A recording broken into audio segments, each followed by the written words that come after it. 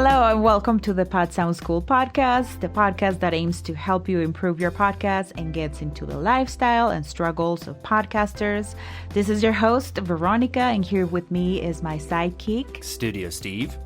I am the social media content and branding strategies for the Pod Sound School. Yes, and I'm the producer and creative director, and we are here to teach you all the skills and show you the tools to create a podcast that people will go crazy about. And today we have a very exciting episode. We're recording ourselves using our smartphones. Something that we get asked a lot on our YouTube channel and on our Facebook group and social media is how can I get better audio recording with my phone, and how can I transfer those files from my phone to my computer, and how can I integrate DAW into my editing when I record with my phone. So we decided to put ourselves through the test. We're the guinea pigs for this episode, and we're going to do it. We're going to record the entire episode. In fact, we're doing it right now using our phones. Yes, so everything that you hear in this episode is Veronica has a phone right next to her mouth on a nice podcast mic stand, and I have a phone pointing at my mouth on a tripod stand. And that's the other thing we get asked a lot too is it possible to record a podcast on my phone with two or more people? And yes, it is. You can both hover around one phone, or even better than that, you can both record on your own phones. And before we popped in and started recording this podcast episode, Veronica clapped her hand. So we both pressed record on this app on our phone, and we're using an app called Alphonic. I'm not sure if I'm pronouncing that right, but Alphonic, it's like A-U-phonic. And you can find a link in this episode. We'll leave a link for Alphonic if you're interested in checking it out. Yeah, also, if you're feeling a little lost, don't worry. You can go to our YouTube channel, and we're documenting this whole experiment in one of our latest videos. Yeah, so after we get done recording this podcast episode on our phones, we're going to drag these files from our phones into Reaper. And if you haven't heard of Reaper, it's my favorite DAW for podcasters. It's the most affordable, arguably the most affordable, best, easiest to use option for independent podcasters. It's only a one-time $60, and you can actually try it out for free for 60 days. So 2 months you can try this product for free, and then after that it only costs $60 once. So something that we illustrated in the video is the proper way of holding the microphone. This is why we use microphone stands for recording with our phones. And something to keep in mind is that you don't want the microphone to be pointing directly to your mouth, because then you're going to get a lot of pop noises and the air going inside the microphone, and that's very annoying.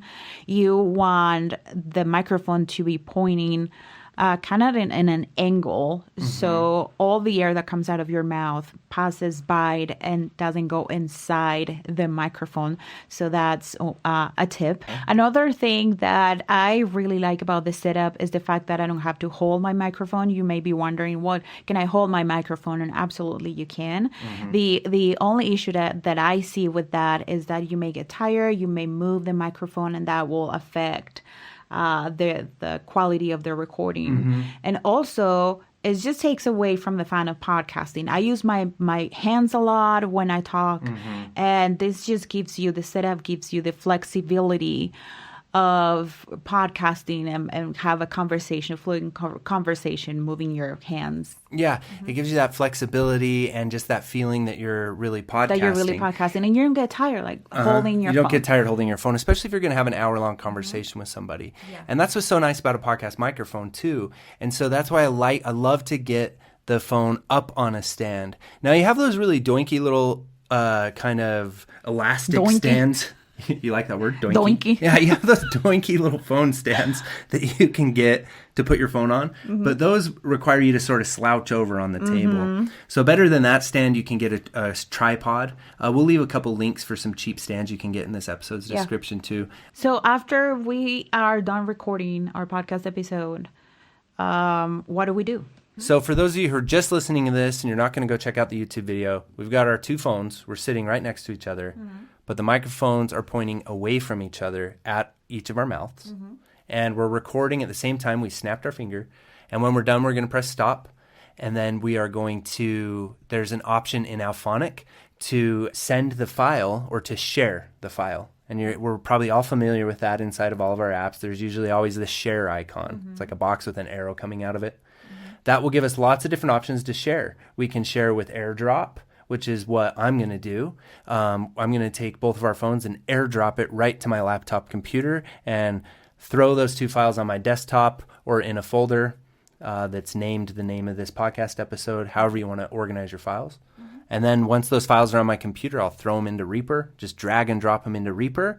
And then because I had that snap, that's also called a transient, which I think is just really funny. Kind of sounds like somebody who wanders the streets, but it's a spike.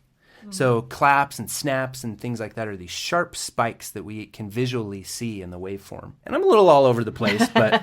No. This is very interesting. So for those who are podcasting and editing with their phones and they hear you saying Reaper and DAW and they're very intimidated by digital audio workstation. Why Reaper?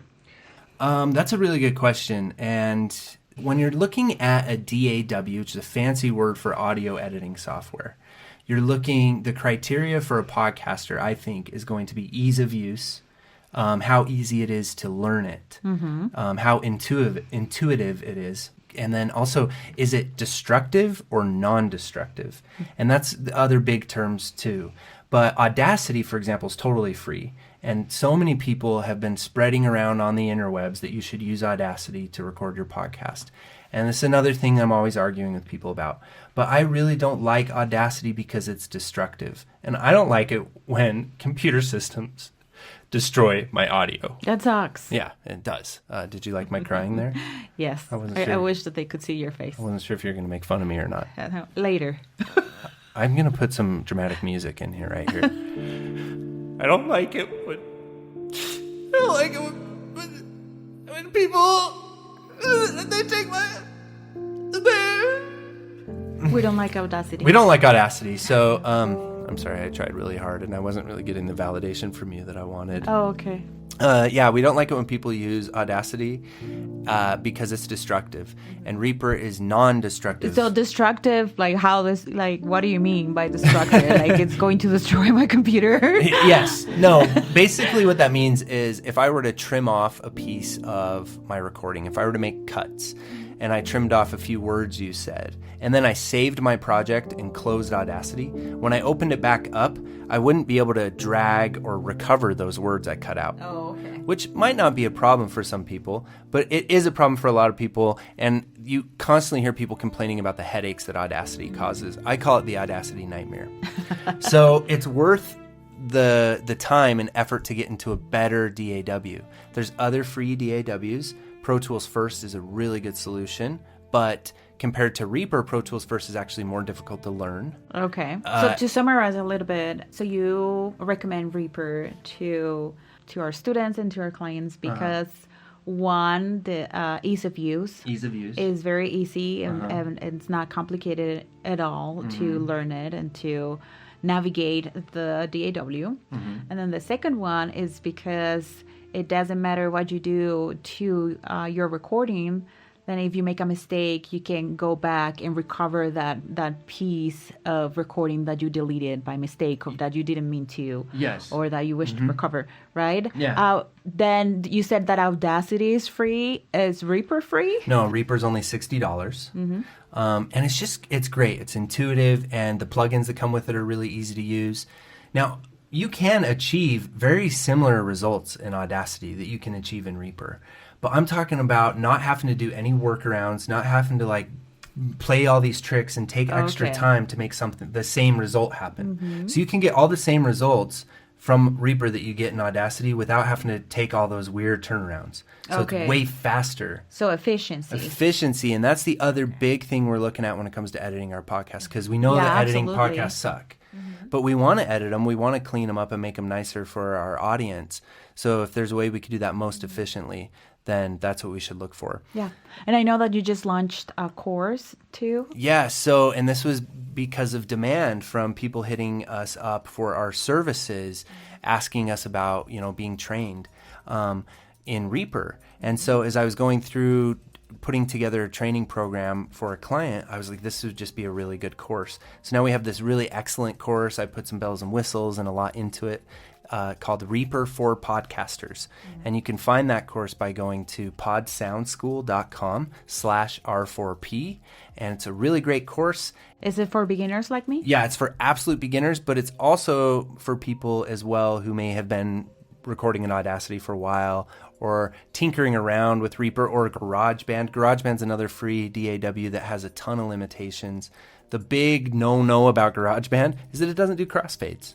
Maybe you don't know what crossfades are, maybe you don't care, but I care, and you should care. And GarageBand doesn't do it in an easy way. And you teach how to do crossfades. Oh yeah, so in the Reaper course, we just go through everything to where it's actually only 3 hours of video lessons, but it would be difficult for me at least to go through all that 3 hours in one day. But I would say over the weekend, you can get through the course and come out of the course being a legit podcast editor. It is like any other art form. It takes time and practice, but you'd have all of the knowledge that you need to have in order to really make sure that you're not wasting any of your time, because it's all about getting more efficient. And really, you'd be getting closer and closer to even being able to edit podcasts as a job or a side gig. So it's a really cool course. You guys should check it out for sure. Yeah. Anything else? No, I think with that, we're done. We wanted to keep this short. But please respond. Come find Veronica is always hanging out on Instagram. You can slide into her DMs at PodSoundSchool. I'm on Twitter. Come tell us about this podcast episode. What did you think? Are you impressed by the fact that this is coming? Basically, this whole thing, we already had smartphones, so this whole thing is being done for $60 of equipment. And so I have the iPhone 11 and Steven has the iPhone 10. Yeah, so assuming that you already have a smartphone and that you already have a laptop or some kind of computer, this would be the most affordable possible way to professionally put together a podcast episode. Yeah. Also, head over to our YouTube channel to watch the full tutorial. Yeah, and that's another place you can also comment and get a hold of us. Yeah, and subscribe. And subscribe, of course. We love commenting and engaging with our podskis, so please don't be a stranger. We are also voyeuristic podcast listeners. We listen to podcasts, and whenever the podcaster asks us to do something, we never do it. So we understand that, but we really would like to get to know you and hear about your project. We really do have a passion for helping our podskis grow and get better at their podcast. Yeah. And we have a lot of really good insights from all of the clients and students that we've worked with. So we would love to help you too. So get a hold of us. Hit us up. Yes. And until next time, Happy casting!